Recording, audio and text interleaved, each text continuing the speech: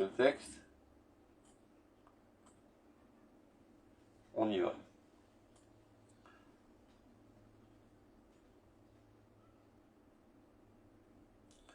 Tov. Alors ce qu'on a vu jusqu'à présent, c'est ces deux compères là qui avaient misé, parié, qui seraient capables d'aller énerver Hillel. Et là on voit comment le Rav Kook nous apprend à étudier un midrash.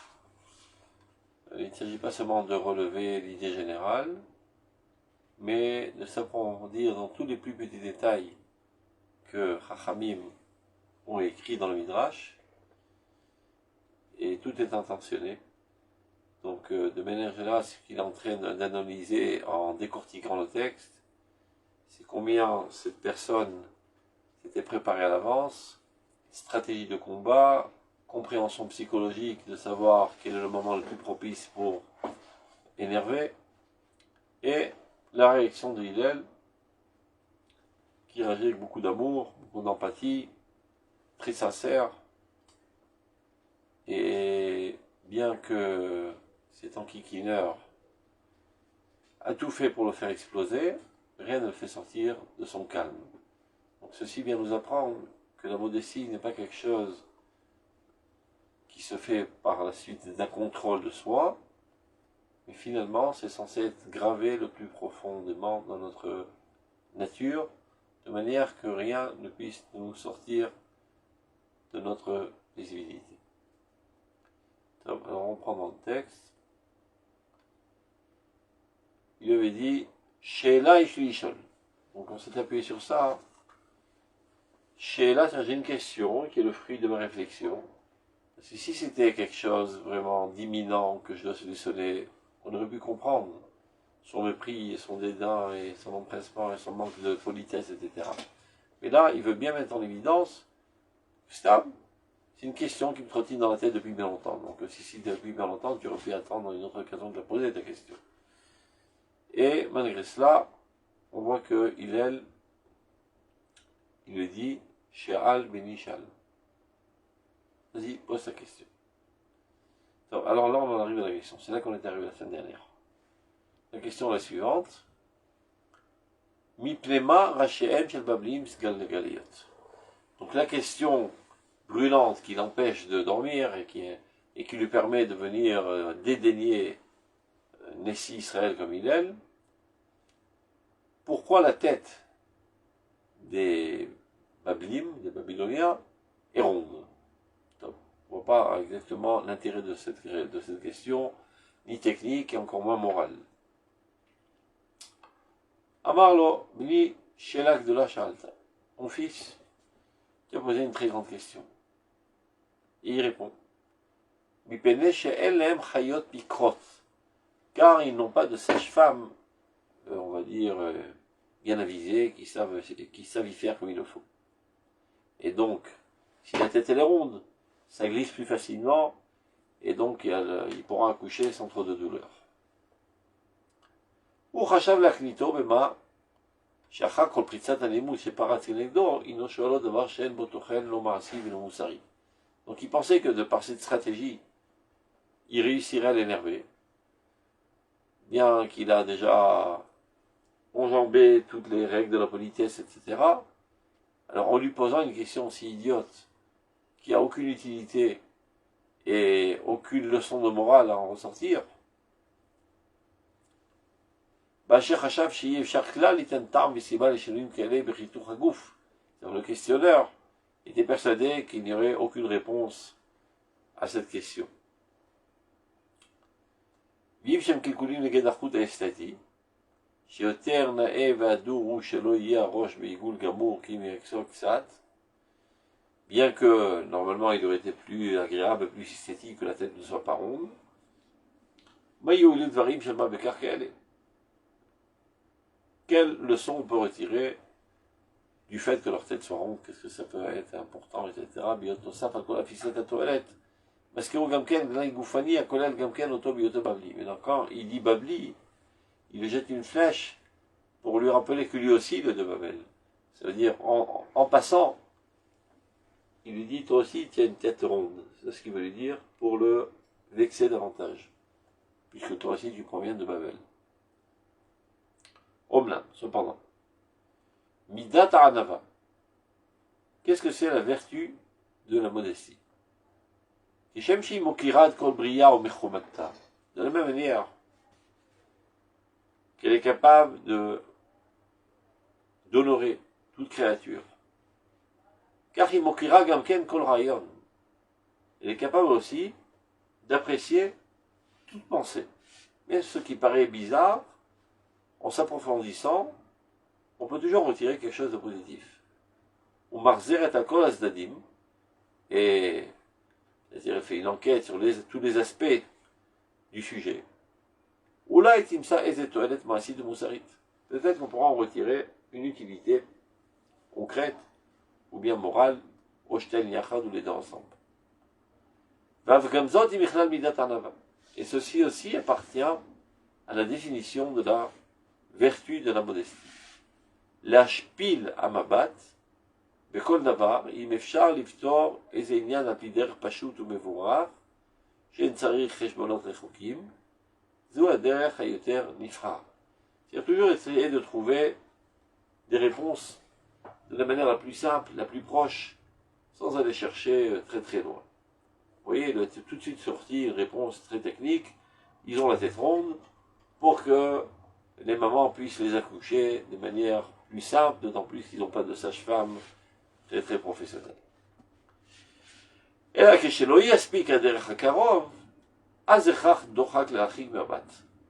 si on ne trouve pas une solution immédiate, ce n'est qu'alors qu'on va aller s'approfondir dans des considérations plus profondes. C'est-à-dire, la modestie nous amène à ne pas, c'est-à-dire, ne pas faire cas des choses les plus simples. Mais au contraire, prendre en considération même les choses les plus proches, les plus simples, les plus techniques. C'est-à-dire,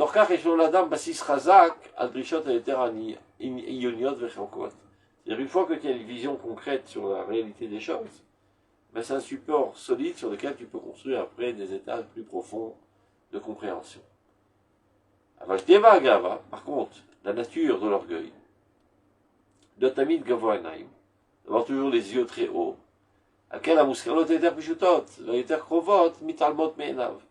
il n'est pas capable de faire cas des choses les plus banales parce que c'est trop petit à ses yeux, et donc de fait il est déconnecté de la réalité de l'existence, et tous ses compréhensions, ses déductions sont des châteaux de cartes qui ne tiennent sur rien.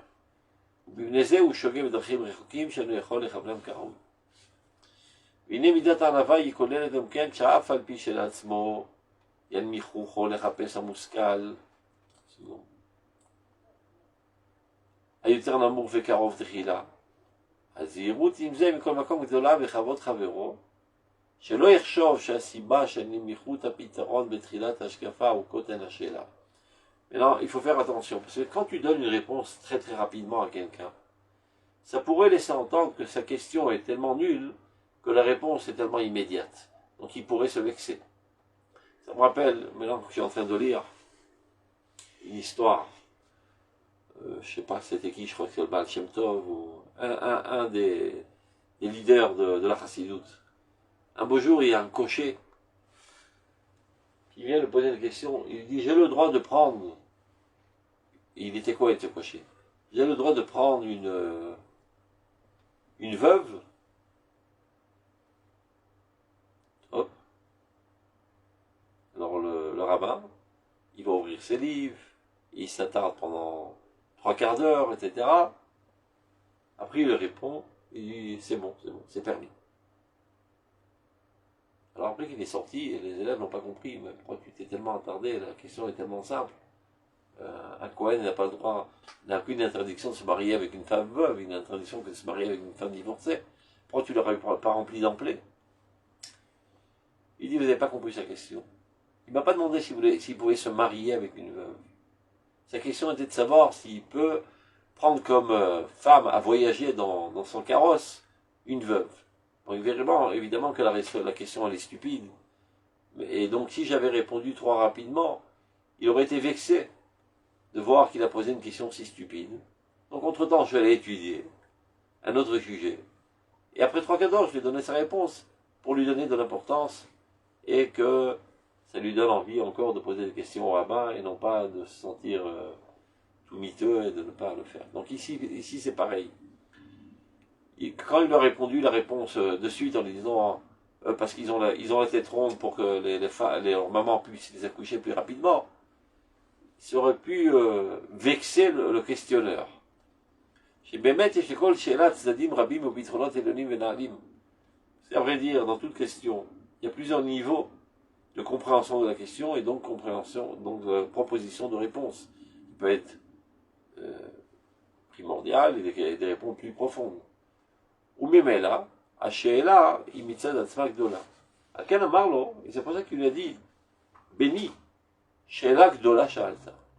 Mon fils, qui a posé une grande question. Alors qu'en fait, c'était pas une tellement grande question. D'autant plus qu'il savait très bien qu'il posait sa question juste pour l'énerver. Mais, d'abord, pour que lui ne soit pas vexé, et deuxièmement, parce que toute question, même quand elle est petite, on peut la faire grandir. Très souvent, les grands talmidei chachamim, quand il y a des cours, et qu'il y a un élève qui commence sa route dans l'étude de la Torah, pose une question banale. Alors qu'est-ce qu'il fait le rabbin? Il élève la question, il la fait grandir.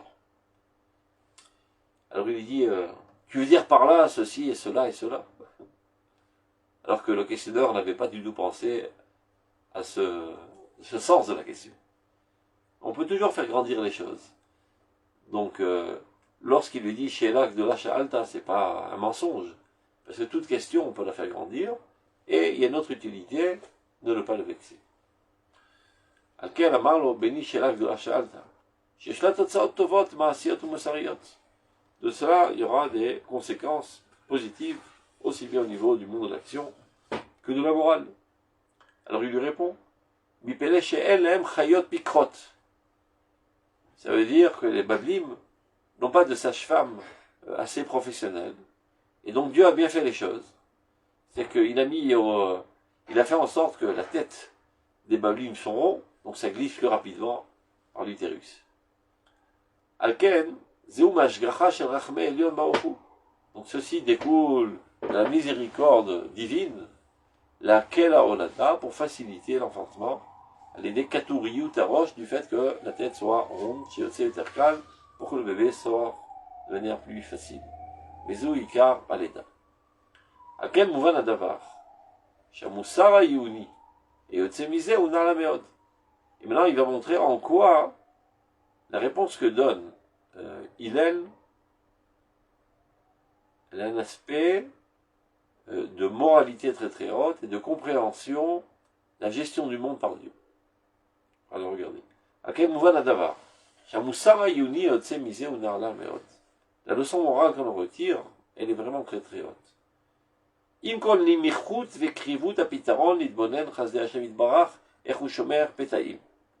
Bien qu'a priori, la solution est très facile.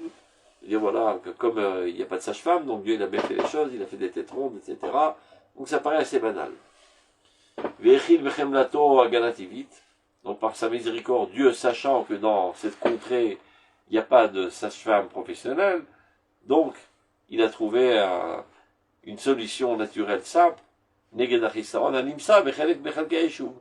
pour combler le manque de professionnalisme, Dieu a fait en sorte que la nature vient combler ce manque par le fait que les têtes sont rondes, et qui provient en fait d'un manque et même d'une fainéantise, parce que le fait qu'elles ne sont pas professionnelles, c'est pas quelque chose d'inné, c'est un manque d'acquis qu'elles auraient pu développer. Mais malgré cela, qu'est-ce qu'on en retire comme leçon morale?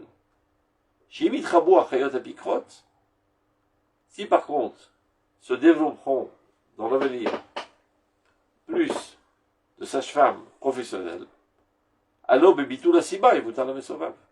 lorsque la cause sera annulée, et bien la résultante sera annulée. Cela veut dire que si un jour il y aura un développement scientifique dans cette région, et que les sages-femmes seront plus professionnelles, alors il n'y aura plus de nécessité qu'il y ait de têtes rondes. Ou même Cheikh Azman, qui est Fchar Letaken, c'est Yashuv Achisrael Esthéti Letikun. Et donc, ce manque d'esthétie sera écarté avec le temps. Et Kama Yanim. Pardon, Rav. Okay. Je me disais, peut-être Dieu il a créé les têtes rondes, tout ça, des Babliques, tout simplement parce qu'il savait, il avait anticipé, il savait qu'un jour on poserait la question à Hillel. Pourquoi est-ce qu'ils ont les têtes rondes? Et comme ça, Hillel, il pourrait répondre cette réponse-là qu'il a faite. J'ai pas compris. Dieu a créé des têtes rondes au Bablim, sachant que 2000 ans après, il y aurait un idiot qui viendrait enquiquiner Hillel. Voilà. Vous savez, un peu comme on dit la matzah pour Pessah, il a créé c'est pas qu'il a créé la matzah pour Pessah, on dit c'est bavourgé, pour ça. Ben, c'est bavourgé. Pour la matzah, pour le Pessah. Bon, bref, c'est juste, ça m'a traversé l'esprit, c'est un peu marrant à dire comme ça. Mais bon. Donc là, on comprend que parfois, regardez à quoi il va en venir le Rav Kook, regardez. כמה עניינים רבי ערך יש ללמוד מזה בעניין השגחה וסדר המדיני וחובת העשייה בהשתלמות ידיעות שימושיות ואיך שאין אמצעים לתקן גם כן קלקולים הנראים כמוכחים וכאיימים. Qu'est-ce qu'il veut dire par là?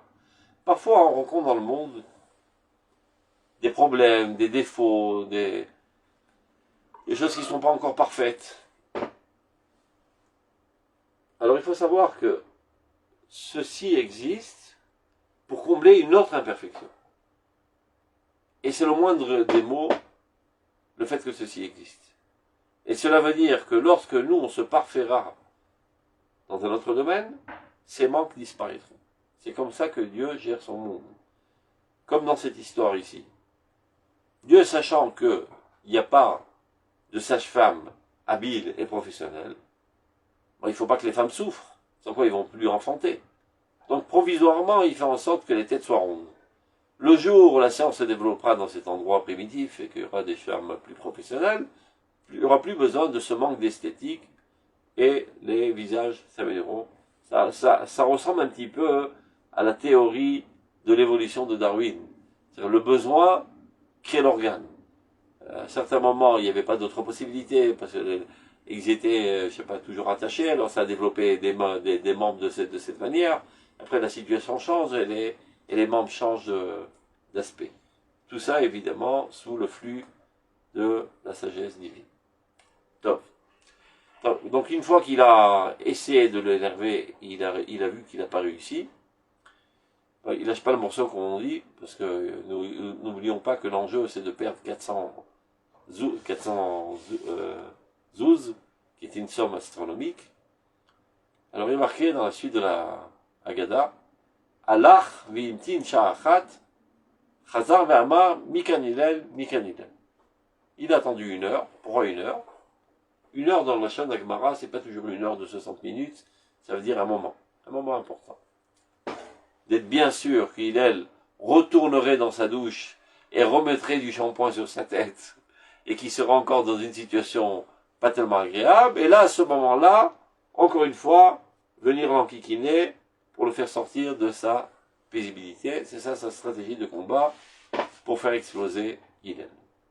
Donc Allah, il est parti. Vous voyez, il n'a même pas dit merci pour la réponse, ce qui prouve bien qu'il s'en foutait pas mal de la réponse essentielle. C'était de trouver une question saugrenue, juste pour le faire sortir de sa paisibilité. Mais malgré cela, Hillel n'est pas tombé dans le piège.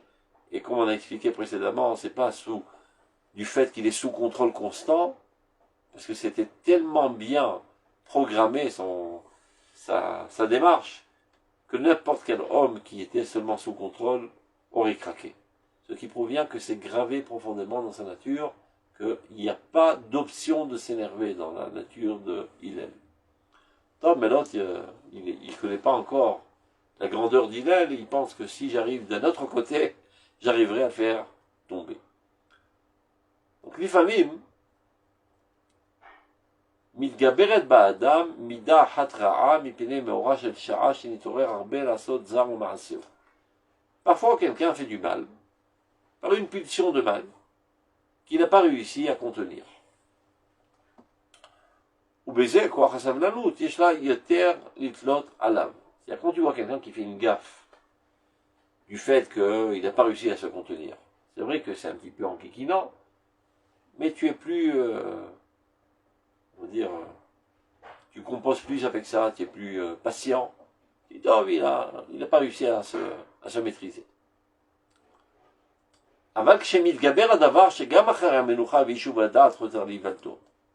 Mais si tu vois que ce bonhomme, il refait la même chose, et non pas sous l'influence de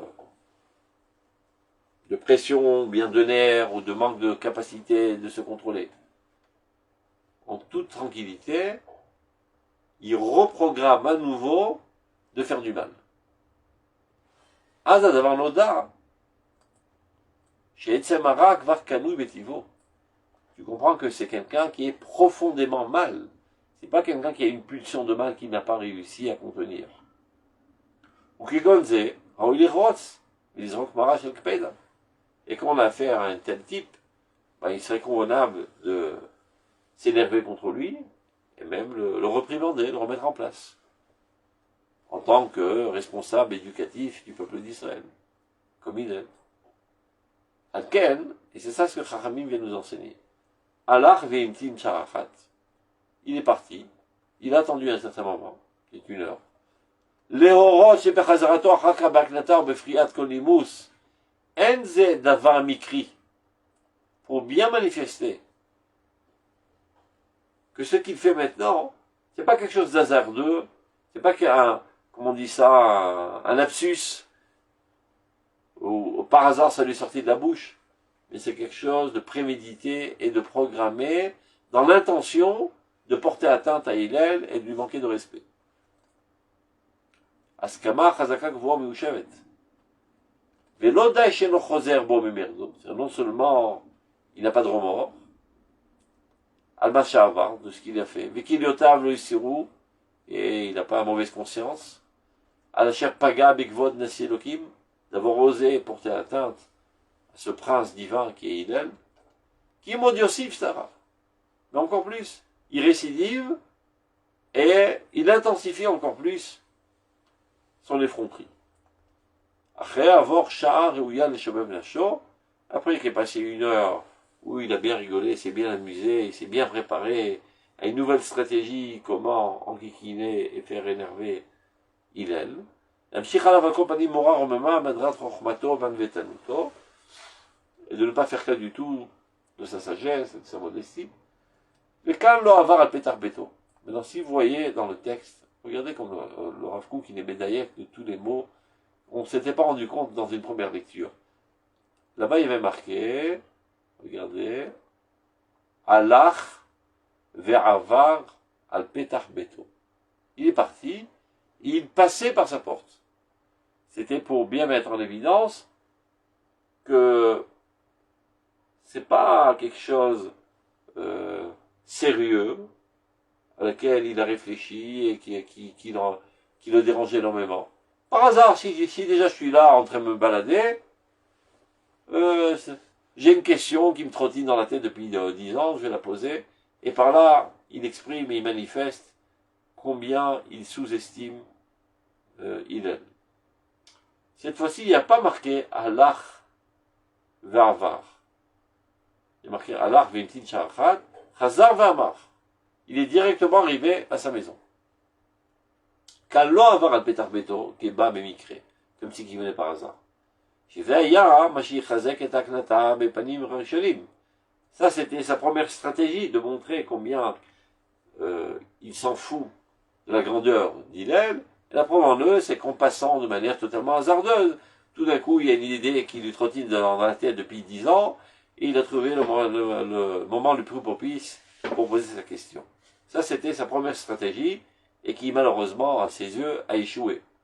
שכבר הוראה כמה הוא נוהג קלות ראש, קיצונה בכבודו שלא מוצא שום צורך של הכנה לתפקידו ולא הולכת אליו בדרך מחשבה תחילה. Ça, c'est sa première stratégie. וכיוון שכבר הוראה זה ולא עלתה בידו, Maintenant qu'il s'est rendu compte qu'il n'a pas réussi son coup, de cette manière, donc maintenant il use une nouvelle stratégie. Maintenant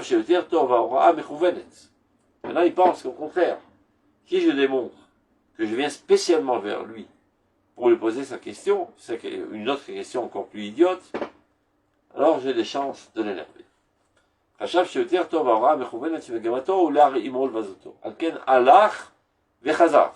Il est venu spécialement devant sa maison. Et encore une fois, il s'exclame, il s'exprime, il dit Mikan Hillel, Mikan Hillel. Y aurait-il par hasard quelqu'un ici qui s'appelle Hillel, alors qu'une heure avant, il avait eu une discussion avec lui. Mikashiu Toref, Nifrezet, avec énormément d'effronterie.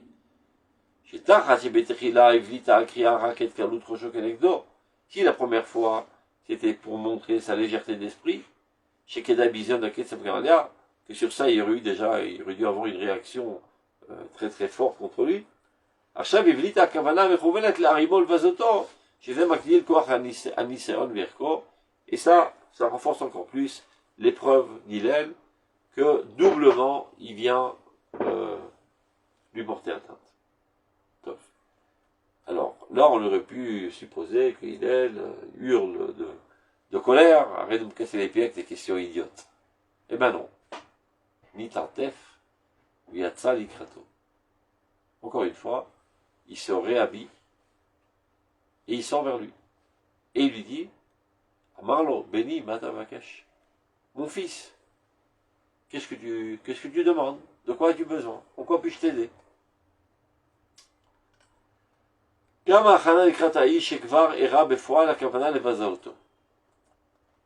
Il sait très bien qu'il a affaire maintenant à quelqu'un qui manque de politesse, qui a une intention de le vexer, donc il a affaire à un va-nu-pied de première. Bon, une telle, on va dire, saleté humaine, on peut sortir vers lui en cape de bain, a priori. Eh ben non.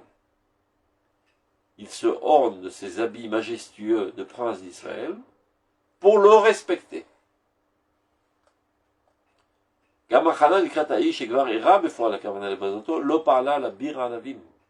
C'est bien qu'il ait bien compris son intention. Ceci n'a eu aucune influence sur ce géant de la modestie. Et pas pour autant, il va amoindrir son amour-propre et son honneur-propre et respecter son rôle de prince d'Israël, et en cela le respecter. Parce que vous comprenez que si quelqu'un qui est très bas dans l'échelle sociale te respecte, top, tu ressens un certain respect. Mais si c'est le président de la République qui te respecte, tu ressens tu es beaucoup plus honorifié. Voulant lui procurer du bien, il apparaît dans toute sa stature la plus honorifique pour honorifier cet idiot qui vient enquiquiner. Sans quoi il serait sorti avec sa cape de bain. Non, pour bien montrer combien qu'il apprécie, il sort de ses habits les plus beaux, ses habits de fonction, pour lui montrer combien il l'honorifie, et c'est pour ça qu'il y a marqué Nitartef ve'atsa likrato. הראוי בשביל כבוד הבריות, שיהיה עולה על הדעת שהמיעוט בכבוד עצמו הוא הגנה שלא הקפיד על ביזיונו. Ça veut dire, המיעוט בכבוד עצמו, si c'était lui, il avait amoindri son honneur propre, ça aurait pu être par protection. Aval, l'ochel adavar be'anav hagamour. C'est pas ce qu'on voit dans le modeste, parfait, comme il est. Chez Kvod Atzmo, Araoui mitzad Kvod Shamaim, Asher Yetzar et Adam et Tzalmo. Il continue de s'auto-respecter du fait qu'il sait qu'il est une créature de Dieu, et en tant que tel, il ne se permet pas de se délaisser.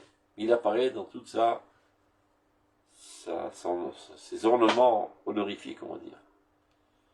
לא ידמה את חיובו אצלו בכל דהו, ודווקא עם זה תרומם נפשו אל ראש פסגת הענווה וסבלנות. Et c'est ça qui va, au contraire, l'élever au summum de la modestie et de la patience. Alken, Gamapa Midatef.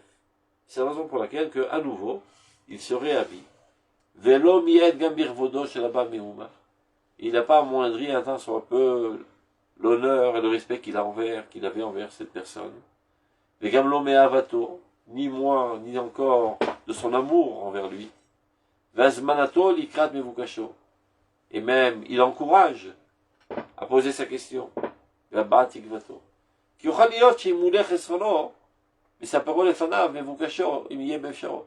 Peut-être que je vais réussir à combler son besoin, ce bonhomme. Il a une question qui le trottine dans la tête. Je suis tellement empli d'amour envers toutes les créatures de Dieu, peu importe quelle est sa motivation, mais de fait, il va poser une question. Et donc, si je lui donne une réponse, bien que sa motivation était totalement négative, malgré tout, il va être enrichi de la réponse, et ça lui procurera du bien. Alken, Yatsa Likrato. C'est la raison pour laquelle il est sorti vers lui, ou Bechiba, avec beaucoup d'amitié, d'amour, Gamkaet. Et il lui a dit, Shalom Beni. Il lui a posé la question, vas-y mon fils. Il a chanté la mourir à l'Ève Lahava, dans un style de langage qui éveille l'amour. Madame Makash. De quoi as-tu besoin? Avec une préparation remplie d'amour, concrète, pour combler son besoin. Alors encore une fois, il lui dit, une question, j'ai à te questionner. C'est un petit peu lourd le style, donc ça nécessite de s'approfondir, de comprendre pourquoi Chazal ont usé de ce style. Vas-y mon fils, pose ta question. השאלה והתשובה הראשונה הייתה מבארת יסוד קלות הדעת נגדו של השואל. טוב.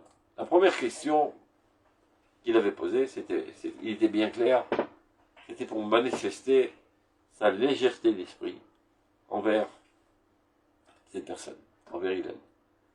Et quand כבר il מראה על הכוונה לבזות ולהדאיג.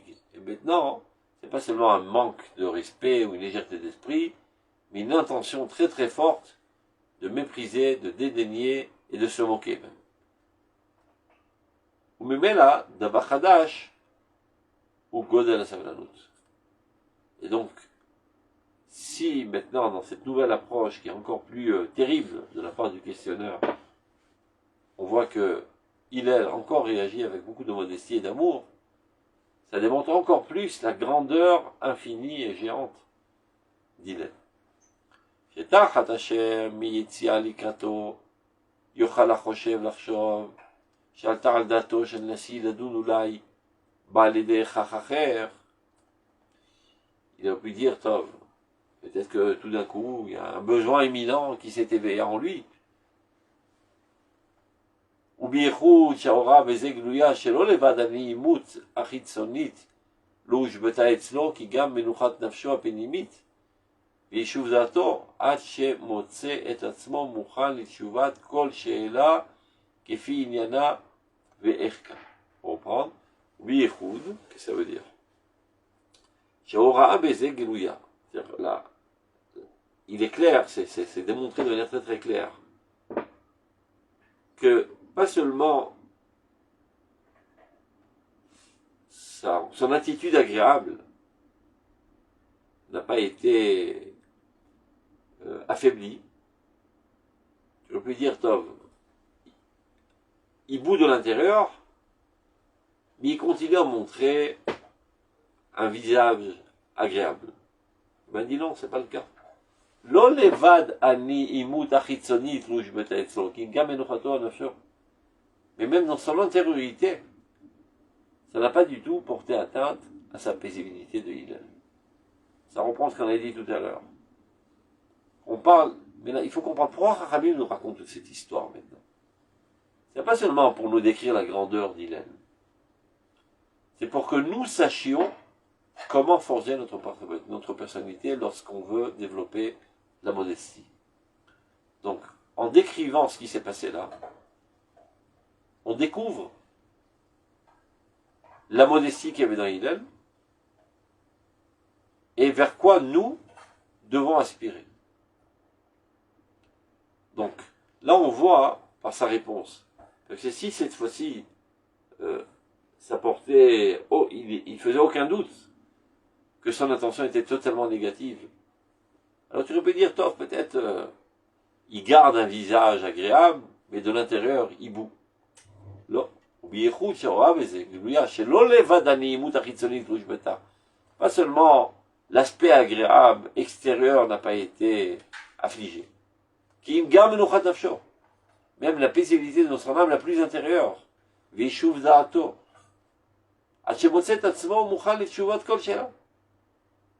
suis prêt à toute question. Rien ne s'est passé.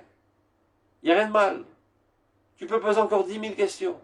Je suis à ton service. Top. Alors l'autre, il pose une deuxième question très très intéressante.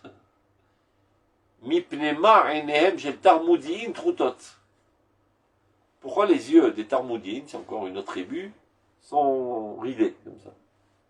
Des Chinois. Kevan Bézé, la Iraketzaf. Évidemment, son intention était encore plus de mettre en effervescence la colère de Hillel. Bacher Rapanim, שילאו עוד בשאלות שינויי הפרצופים שהם רבים מאוד בין הגזעים השונים שבני אדם. Il commence à lui faire comprendre, écoute, je vais te poser 1000 questions sur les différences physionomiques. Et dans ce monde, il y a une infinité de visages et de parties corporelles différentes les uns des autres, selon... Quand tu sais qu'il y a une question qui arrive, une autre question dans un autre domaine, tu dis, il va bientôt finir la liste. Mais là, il dit, regarde, je commence à cela, après je poserai la question sur les oreilles, après sur les orteils, après sur les sourcils, tu arrête de me prendre la tête, fous le camp d'ici. Et c'est pas la réaction d'Hillel. Et Rapanim, il veut bien démontrer, chez Yal Ehou, qu'il a l'intention de le fatiguer, avec encore énormément de questions, concernant les différences de visage qui sont innombrables dans les différentes races qu'il y a dans l'humanité. La première question, elle était la forme de la tête. Maintenant, il commence à rentrer dans les détails. La forme des yeux, après il va arriver à la forme du nez, après la forme des sourcils, la forme des cils, etc. C'est infini, le nombre de questions qu'on peut poser sur les différences physiologiques et physionomiques. Il dit,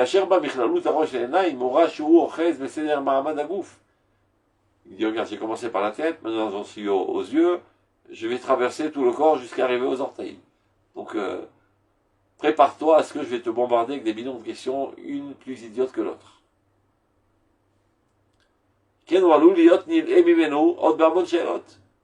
Il risque d'être agacé par lui, par une multitude encore de questions idiotes. Il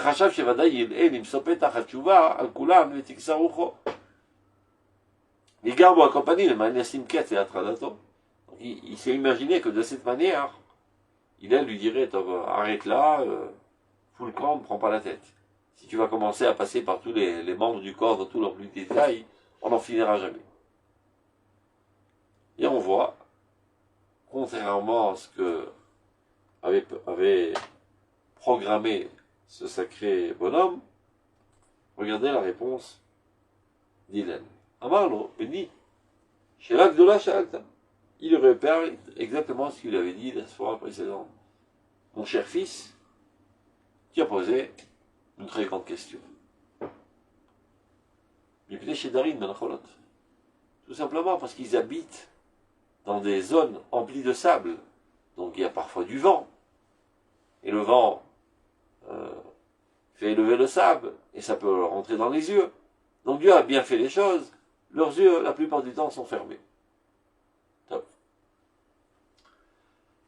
Omekadat et Hashem Abba Mi'akevanava. La profondeur de connaissance de Dieu, la connaissance de Dieu, qui vient au talon de la modestie. Il peut y marquer Ekevanava Ira. Reshit Chochma Yirat Hashem. Ça veut dire que la Chochma se trouve en delà de la Yira. Reshit Chochma. Non, la Yira se trouve en delà de la Chochma. Et la Yira elle-même se trouve au talon de la Hanava. Donc, la Chochma se trouve 2 étages en dessous de la Hanava. L'ordre est suivant. Le passage qui dit comme ça. Reshit Chochma Yirat Hashem. C'est le début du Sidour Ashkenaz, ça. Reshit Chochma Yirat Hashem. À la tête de la Chochma se trouve la crainte de Dieu. Et un autre passage qui dit Ekev Arnava Yira. Au talon de l'Arnava se trouve la Yira. Donc l'ordre est le suivant. Chochma, Yira, Anava. Le plus haut dans l'édification de la personnalité, c'est l'Arnava. Donc la Chochma se trouve à ses pieds. Olech umitpashet al kol hameorot shebachayim gam yoter pratim. Ceci se propage dans une compréhension de tous les événements de la vie, même les plus petits. עד שהשגחה העליונה מאפשרת שינוי בצורת מבנה העיניים לפי מצב מקום הדירה בה מסיבות מדיניות. Donc on voit la sagesse de Dieu, combien qu'elle est grande, qu'elle touche à toutes les créatures, à tous les événements du monde. Elle intervient, elle programme en conséquence. On voit bien qu'ici, sachant qu'il y a une tribu qui vit dans une zone remplie de sable, Dieu a bien fait les choses. Il leur a donné des yeux qui sont très fermés pour ne pas que le sable rentre dans les yeux.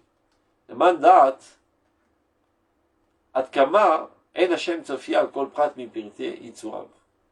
Et de là, on en retire, on comprend combien les yeux de Dieu sont tournés vers tous les plus petits détails et les besoins de ces créatures. Le Levad Binyan Aleda Akolel Klalut Achayim. Pas seulement, comme on a vu précédemment, l'enfantement, qui est la continuité du genre humain. On peut penser que Ashgarat Hashem, elle est générale globale, mais elle ne rend pas dans tous les plus petits détails. Donc la première question qui est dit pourquoi la tête elle est ronde, et il a expliqué pour que l'enfantement soit moins douloureux. C'est-à-dire, tu dis, pour que les gens n'arrêtent pas d'avoir des enfants, et que le genre humain continue. Mais là, tu vois quelque chose de plus pointu. Pourquoi les yeux sont ridés? Pour pas qu'ils s'emplissent de sable.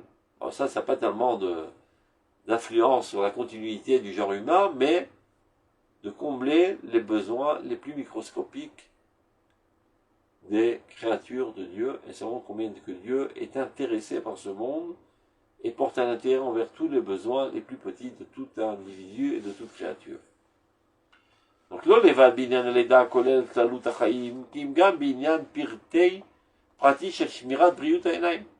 Même ce petit détail de garder la bonne santé des yeux. יש בזה עוד מוסר נוסף. Et on retire de là encore une leçon de morale. עד כמה השגחה מקפדת על המועיל והשמירה מן הזלג יותר מעל היופי. Là aussi, il y a quelque chose de très important. Parce qu'évidemment, d'avoir des yeux ridés, c'est pas tellement esthétique. Ouais, mais à choisir entre l'esthétique et l'utilité, eh ben, il faut opter pour l'utilité. C'est-à-dire leur donner des beaux yeux ouverts. C'est plus beau, plus agréable, mais ils seront remplis de sable, ça va porter atteinte à leurs yeux. Donc, il vaut mieux opter pour l'utile avant l'esthétique. C'est là ce que préconise le Rambam dans son livre très important qui s'appelle Shmone Prakim, qui est une introduction à Perkei Avot. Il faut toujours opter pour le mo'il avant le naïm, le harem. Ce qui n'est pas du tout en vogue aujourd'hui. Les gens ont plus tendance toujours à décider les décisions même les plus cruciales seulement par les apparences des choses et pas tellement par l'utilité des choses. C'est-à-dire que tu demandes à quelqu'un pourquoi tu as acheté cette bagnole? Parce qu'elle est belle, elle a un beau design. Mais est-ce que tu as vérifié? Est-ce qu'elle tient la route? Est-ce qu'elle ne consomme pas beaucoup d'essence? Est-ce qu'elle n'arrive pas souvent au garage? Oh, c'est pas tellement important, l'essentiel c'est qu'elle soit belle. Mais alors, il dit exactement le contraire. D'abord, cherche l'utilité. Et si à l'utilité tu peux rajouter la beauté, pourquoi pas? Mais en aucun cas de mettre en piédestal la beauté. De même, lorsqu'on cherche à se marier, qu'est-ce que tu mets en premier? La beauté de ta femme ou la richesse et la beauté de son caractère? C'est ça qui va rester finalement. La beauté, elle est passagère. Au premier accouchement, elle grandit, elle grossit, elle peut avoir des varices, etc. C'est comme l'homme qui cherchait une femme avec une beauté du diable. Après quelques années, la beauté est partie, il ne reste plus que le diable. Donc qui a envie de se marier avec une femme pareille? Il faut choisir d'abord avant tout les qualités de caractère. La beauté et la vertu, c'est ça la véritable beauté. Et c'est ça qui est le plus utile. Et bien de même dans toute chose. Donc par cette réponse, c'est ça ce qu'a voulu lui dire Hillel. Dieu fait bien les choses et a un ordre de préférence. D'abord avant tout l'utilité. C'est vrai que c'est pas esthétique d'avoir des yeux ridés, mais dans la situation dans laquelle il se trouve entouré de sable, il vaut mieux qu'ils soient moins esthétiques mais protégés que esthétiques et non protégés. Donc, l'utilité toujours précède la beauté des choses. C'est pas tellement à la mode aujourd'hui. Même les décisions les plus importantes de la vie, même au niveau du collectif. Vous voyez ce qui se passe par exemple la veille des élections. Est-ce que quelqu'un a fait un examen de IQ de celui qui se présente à être, je sais pas, président de la République? Est-ce que quelqu'un a fait un examen de savoir combien il est capable de se maintenir sous les pressions? Personne. Mais il parle bien. Il a un beau look. En plus, il est accompagné d'une jolie femme. Ah, alors on va voter pour lui. Mais quel rapport avec la choucroute, comme on dit? C'est pas les critères nécessaires pour gérer une nation. Peu importe, c'est beau. Les hommes sont envoûtés par les aspects extérieurs. Et en fonction de ça, ils choisissent. Ça, c'est l'erreur critique de tout le monde. Donc là, il nous a enseigné que même dans cette réponse à cette question idiote, il a su s'en servir pour lui enseigner un enseignement grandiose. Ils ont les yeux ridés pour être protégés du sable. C'est vrai que c'est pas tellement esthétique, mais l'utilité prime. C'est ça ce qu'il a voulu lui reprendre. Regardez. Yesh Bezer od Moussar Nosaf. Il y a une leçon de morale très importante qui a été dite là. Ad kama hashgacha makpedet. Combien Dieu prend à cœur et se soucie, on va dire, à la moïl, à l'utilité, vashmira minanezek, à prendre garde de toute chose qui pourrait porter atteinte, yoter malayofi, bien plus que la beauté. À tel point que pour protéger les yeux, minezek, de tout, de tout dommage, d'aveuglement, Irshira et Tsuratam, Dieu a fait en sorte que leur forme a l'aider à tritout, qu'ils soient ridés. La gaine, afalpi, chez dans les films noirs, machouch, les ayofi, bien que ceci ne soit pas tellement agréable du point de vue esthétique. Les Zéatson yavi et Adam, l'idée anava, ou miut akpada, imufra, à seder animusi, chez derech eretz, Vadrat akavod, araoui lo. Et bien il en est de même exactement dans cette situation. C'est vrai que c'est pas beau du point de vue esthétique de porter atteinte à Hillel. C'est pas selon les règles de la politesse, de la vie agréable. Ouais, mais s'il y a une utilité, si ce bonhomme a une question importante, et que je peux combler ce besoin, peu importe qu'il ait porté atteinte aux règles de la politesse, et qui m'ait même vexé, ceci est secondaire. Et donc ça ramène l'homme à plus de modestie. De toujours voir l'utilité qui est en cela. Donc c'est vrai que le bonhomme, il t'a téléphoné à 2h du mat. C'est un manque de politesse, c'est un manque pas normal quand même. On dort à 2h du matin. Tu peux pas laisser ta question demain. C'est vrai, la forme, elle n'est pas très belle. Mais peut-être qu'il y a un besoin imminent. Et donc, rabaisse un petit peu ton coquet, remplis-toi de modestie. Shomla mi pirza be'ayofi amoussari. Bien que ça porte atteinte à la beauté morale, à la beauté de la politesse, à Rohu Benachon. אבל כשאדם קונה דווקא על ידי סבלנות זאת את קניין הענווה בצד היותר חזק, הרי התועלת מתגברת. Lorsque l'homme s'emplit de modestie, il voit toujours l'utilité. C'est-à-dire, ce bonhomme-là, il n'est pas très poli, il manque de tact, etc. Mais je peux l'aider. Que ça peut faire? Bon, il m'appelle à 2 heures du matin, c'est pas grave. Il m'a réveillé, top, c'est pas grave. Il avait un problème, je lui ai solutionné, c'est l'essentiel. Il y a un rabbin, le rabbin Wiener, dans un de ses livres, il y a en introduction dans un petit carré, ça s'appelle Zelo Mafriali. Ça ne me dérange pas. Qu'est-ce que ça veut dire? Il écrit la chose suivante. Parfois les gens m'accostent dans le chemin à Bethel, ils me disent Monsieur le rabbin, j'espère que je ne vous dérange pas. Eh ben non, ça ne me dérange pas. Parfois ils m'appellent à des heures impossibles. Ils me disent Monsieur le rabbin, j'espère que vous ne vous dérange pas. Non, ça ne me dérange pas. Parfois ils m'appellent quand je suis en train de manger, quand je suis aux toilettes, quand je suis très pressé. Non, ça ne me dérange pas. Il dit, vous pouvez m'appeler à n'importe quelle heure. Maximum, je ne réponds pas. Tu ne dois pas te sentir mal à l'aise. Tu as un besoin imminent d'avoir un conseil important à tes yeux. Je suis là pour cela. Vous savez, il y a une histoire comme ça, et par là on va terminer peut-être. Le Rav Kook, il recevait les Juifs qui avaient des questions toute la journée, etc. Et les gens l'agaçaient de questions nuit et jour. Et il venait taper à sa porte pour toutes sortes de questions, des questions importantes, des questions idiotes, des besoins importants, des besoins totalement secondaires. Je sais pas, le bonhomme, le voisin d'en face, il n'a pas de boîte d'allumettes, mais il tape à la porte du Rav Kook. Celui-là, il n'a pas sa brosse à dents, il demande au Rav Kook sa brosse à dents. Comme il avait sa porte ouverte à tout le monde, les gens, sans aucune gêne, n'arrêtaient pas de l'assaillir avec toutes sortes de questions et de besoins constants. Une des personnes qui était proche de lui a eu pitié du Rav Kook. Il dit, ce pauvre bonhomme-là, on ne le laisse pas vivre.